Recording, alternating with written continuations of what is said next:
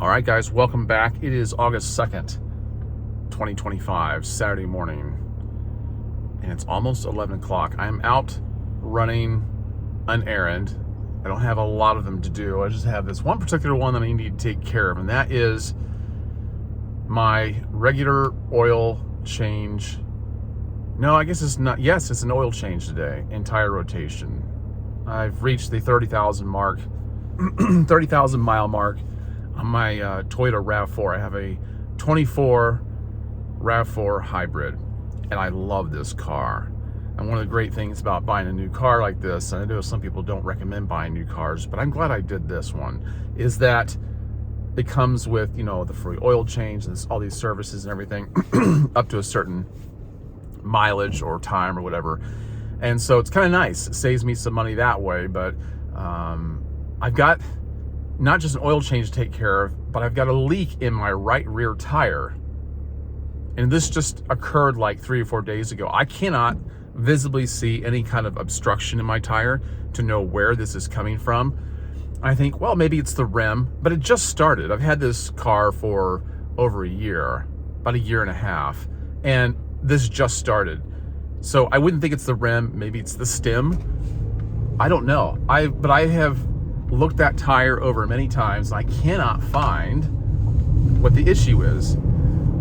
Here's my reservations about all this. When I first bought this car, what I read online, what I saw in videos and whatnot, that the problem with buying a four-wheel drive, or what they call all-wheel drive, is that if one tire has to be replaced, they all have to be replaced, because otherwise it throws the sensors off and whatnot. Okay, that makes sense to me, but I was not prepared for that. And I thought, well, okay, if I'm gonna do this, I'm gonna have to be prepared for that. Or I'm gonna have to accept it. That's what I meant to say. It doesn't look like the tire needs to be replaced. We got 30,000 miles on it, but the tread's still really good and everything, obviously. They're really, really good tires. But I just don't know how much to trust these dealerships, because I know, but the salesman has even told me. The salesman has even told me about some of the things mechanics will try to talk you into. They're always trying to upsell you and get you to buy things that you don't need and whatnot. So I'm trying not to go into this on the defensive for something so minor. I know it's minor. I believe it's minor. I just don't want it to turn into something bigger. You know what I mean? You know how it is with mechanics and whatnot. I mean, we have everybody trying to take our money, don't we? And everything is a big deal, right? Which is not really the focus of my video today, honestly. I know it sounds like it because I keep going on about it, but yeah, everyone's trying to siphon money from you in every way possible. So you have to be on your toes about stuff like that. All right, I hope to get a few things done while I'm out today. I want to make a couple more videos. I did bring my Insta360 X4 and my DJI Osmo Pocket 3. Of course, I have my phone, which is what I'm recording on right now. I'm thinking about, since I'm going to be on the north side of town, maybe going up to Lakeland Square Mall, recording that. It's a relic of the past. Oh man, I hate that. It used to be such a nice mall, and all these malls in America are just going down the tubes. So I thought I might go up and reminisce a little bit about the bygone era. And then there's also the Lakeland Antique Mall. This is actually a place that's been featured on many YouTube channels. It used to be in a different facility than what it is now, and it was a huge venue. Oh, there's an ambulance. Hold on, guys. My attention is different. Okay, now we can go. So I'll just follow him. So I might go to their new location today and make a video, because I'm going to be up that way anyway. I don't know if you guys like antiques. However, what I want to talk to, I'm going to finally get around to telling you about, which according to most people who tell you how to grow your channel, they always tell you, tell people up front what they're getting when they watch your video. Let them know right away in the first 30 seconds. I try to do that. Sometimes I forget, and I haven't done it so far, so hopefully you haven't clicked off. If you're still here, I thank you for that. But today I want to talk about, not about, how do I want to put this? don't kick the barking dogs. At least not all of them. All right?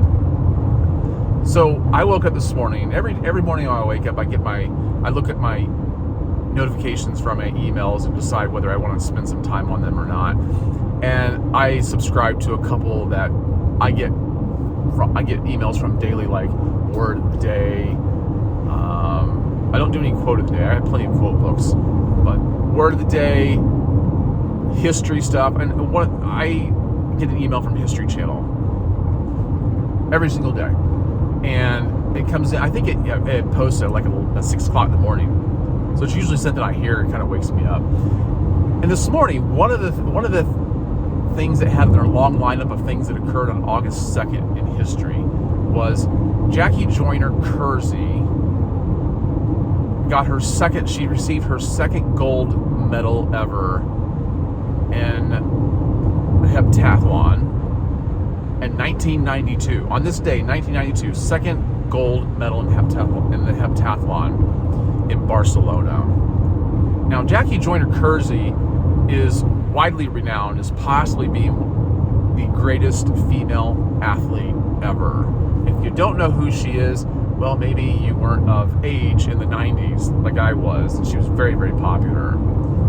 And she was something, man. I'll tell you what. Well, if you don't know what a heptathlon is, let me just clarify that real quick. A heptathlon is an event that has, it's 7 different events, and I don't remember all of them. Some kind of, one of the, I don't know if it's which foot races they are. Then they have the high jump, the javelin, the shot put, long jump. I don't remember all of them. But 7 different events, and she got gold in that again. And I think she won 3 gold medals in her career as an athlete.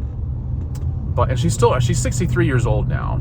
I don't know what she's doing. I didn't look up a lot about her, but I was really impressed with her during that time. She got a lot of press.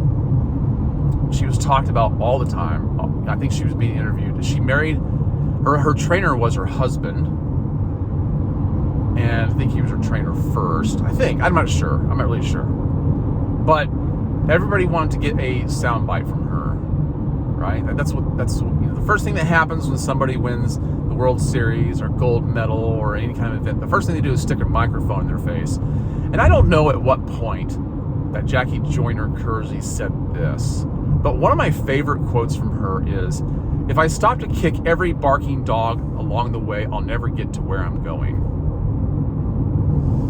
If I stop to kick every barking dog along the way, I'll never get to where I'm going. I have stored that away in my memory for 30-something years, right? And it's meant a lot to me. It's something I've referred back to often. She's had people that had tried to, keep her down, bark at her. Everybody, I tell you what, anybody who tries to do anything worthwhile, anybody that tries to get ahead, anybody that's competitive is going to have people barking at them. I don't care what it is you're doing. It could be something small, it could be something big, but people are not going to like it when you're advancing. When they see you pulling up behind them and getting ready to pass them up, they're going to have something to say about it. That's why people don't like it if they think you're making money. If they think you're making more money than they are, all of a sudden, oh, you're materialistic. Or if you've got something to say and you're putting yourself out there and you're being mindful about it, you're being careful, oh, all of a sudden you're just too opinionated. Your job is to keep your mouth shut. Speak when you're spoken to, stay silent, hang back 10 steps, and we'll let you know if we want to hear from you. That's how a lot of people think, and it might not always be that way, or it might not have always been that way. People that you thought were your comrades, arm in arm, hand in hand, you spend time with, and their family maybe, or just friends or whatever, and they supported you until you really started getting somewhere, and then they're gonna start barking. Absolutely, they're gonna start barking, and they won't quit. It could be disastrous if you let it get to you, but you have to remember it's just barking. And I like what she said. If I kick every dog along the way, because that's what barking dogs make you want to do. They make you want to kick them. Why? Because if you can get close enough to kick them, they will bite you. And that's how a lot of people are. They're hoping that if they bark at you enough, that you'll come after them. You'll say and do the wrong thing. Or as far as they're concerned, it's the right thing. And then they'll point the finger at you and say, look what they did to me. I'm a victim now. See, they're not so good. Are you sure that you want them on your side? Are you sure you want to see them get ahead? And if you cave into that, you're going to make yourself look bad, and they're gonna recruit an army of people behind them that are going to see it their way because they've spun it that way. Also a waste of time. You're running a race, man. You're running a race. You don't have time to stop and kick the dogs. For some people, that might be entertainment.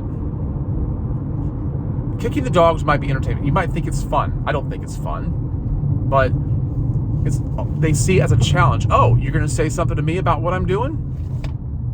I'll show you. I'll kick you in the teeth.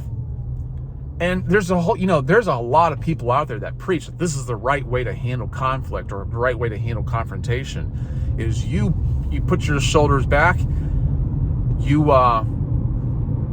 pull back that leg, and you get ready to launch, and you put it right on their nose, right on their head, right in their teeth. You let them know that you're not going to be disrespected, and that you're not going to put up with this. And I'll tell you what, you spend time doing that, and you're gonna continue to stay 5, 6, 10 steps behind, which is exactly where they want you. I'm not saying that nobody deserves to be confronted when they have launched a campaign against you. I'm not saying that, okay? There are times that you do need to respond. What Jackie Joyner-Kersee said was, if I stop to kick every dog along the way, be selective. Be careful. Because it's just not worth spending your time on people. This is why I ignore people why I ignore the naysayers. I ignore the people who troll me. Every once in a while I'll respond sarcastically or something like that. But most of the time I don't respond at all, because that's all they really want. The dogs stop barking if you ignore them long enough. And it doesn't matter even if they don't. Even if they don't. There's no reason why things like this should keep you from getting to where you want to be. And that's just the way it is. So here's the thing, guys. I hope you remember this. I hope you get the imagery in your head of barking dogs. The next time your family, your friends, your spouse, whoever starts barking at you, and they will, because they're not, people that love you don't always like you, okay? And sometimes the people that you think like you don't necessarily love you. Sometimes it's not even clear that they feel either way about you. But it doesn't matter. Next time you hear the barking, just tell yourself, that's all they're doing. They're just barking. You have to have your eye where you want to go. When I was a kid, I got to spend a couple weeks on a farm with the farmer and his son, because my parents went away on a trip, and they put me and my brother and sister with this family up there in Peru, Indiana. And so we got to work on the farm. Hard work. It was interesting. I'm glad I did it. But I got to ride with the farmer in his combine, and I think he was just tilling the fields. And he told me, when you're sitting in the combine and you're looking, you have to look to where you want to go. If you're looking around like this, your lines are going to be all swimmy, right?